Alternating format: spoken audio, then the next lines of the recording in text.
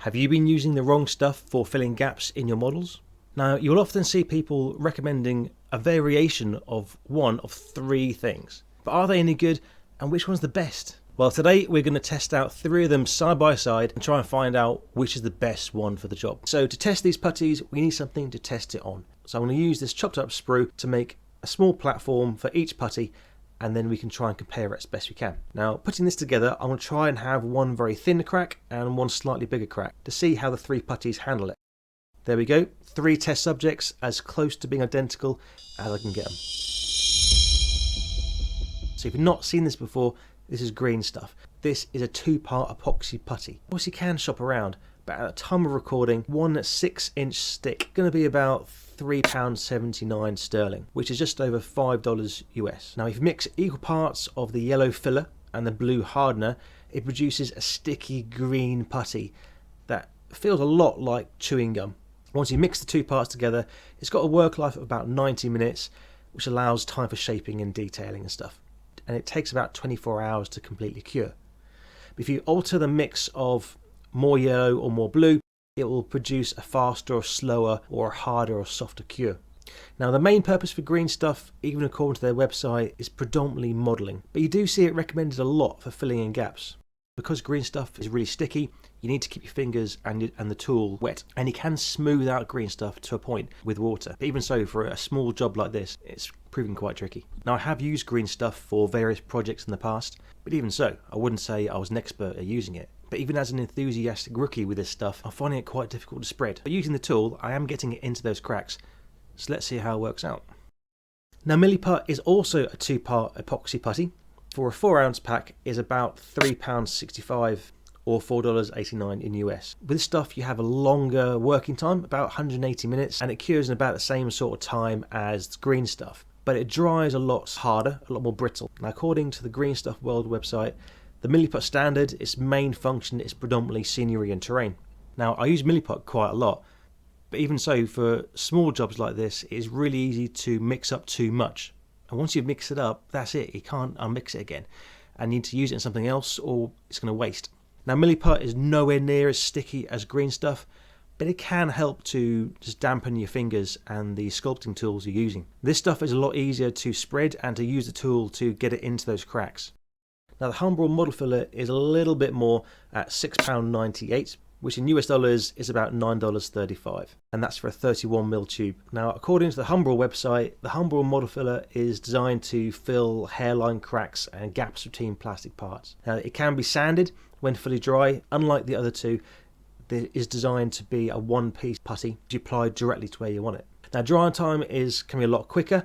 It's surface dry within a couple of hours, but once again it takes a good 24 hours to be completely cured. Okay, so I've now let these dry and it should be pretty much cured and as solid as it's going to get. So looking at them first of all, one major thing to consider is the value for money. As I mentioned before, especially with the 2-part putties, it can be quite difficult to mix up the right amount.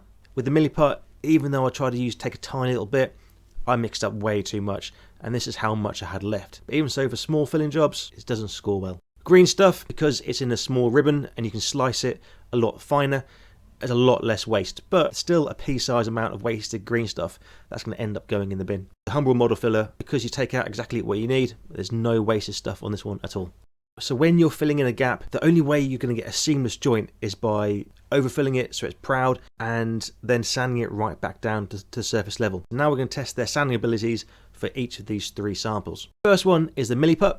This one is sanding, but it's sanding down really slowly. So I'm going to use a coarser grade sanding stick to try and speed up the process. And once I've got it pretty much down, then using the fine grade to finish it off. Same sketch with the green stuff. This stuff is not really sanding at all. It's kind of more just kind of peeling bits away than kind of sanding it down. It's kind of getting there though, but it's not looking pretty. Okay, and finally with the Humbrol model filler. Now this stuff says that it can be sanded once dry. So same as the others, I'm going to try it first with the fine grade and see how it works.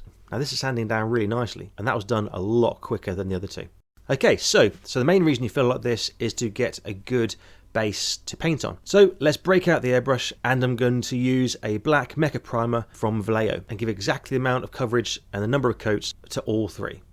Okay, so here we are. So we have the Milliput on the left, the green stuff in the middle, and the Humbrol model filler on the right hand side.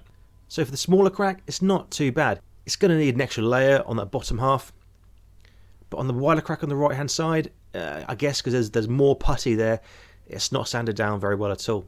So for the green stuff, once again, it's clumped up on that bigger gap, and by the looks of it, it was that resistant to the sanding that the sanding block took us away some of the plastic, which also is not exactly what you're looking for. Okay, and finally the Humbrol model filler. Now this one is a much cleaner result. It's still, to be fair, it does require a little bit of touching up to get a perfect result.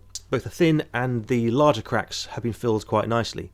It's sanded down really cleanly, and yeah, that's not too bad. Now remember that one of the benefits of priming is that it shows up any flaws in your prep work. So in this case, just a little bit of touch up is required with the Humbrol model filler. Let it cure, sand it down, reprime, and you're good to go. And that should be a pretty much completely flat surface. So whilst the Humbrol model filler is slightly more expensive, you're going to use less of it. There'll be a lot less waste, and also from the experiment here, you're probably going to get a better result. So let me know what you think down in the comments. But for me, I'm definitely going to be keeping the Milliput and the green stuff for my sculpting and kit bashing conversions, and use the Humbrol model filler to get a smooth result on all my prep work. So these are 3 products that you often hear used. Do you use anything else? If so, please let me know down in the comments. I would love to hear your ideas. I love trying new things out. If you like that, if you found that useful, please bash that like button and share it across your social media. And I'll see you for the next project.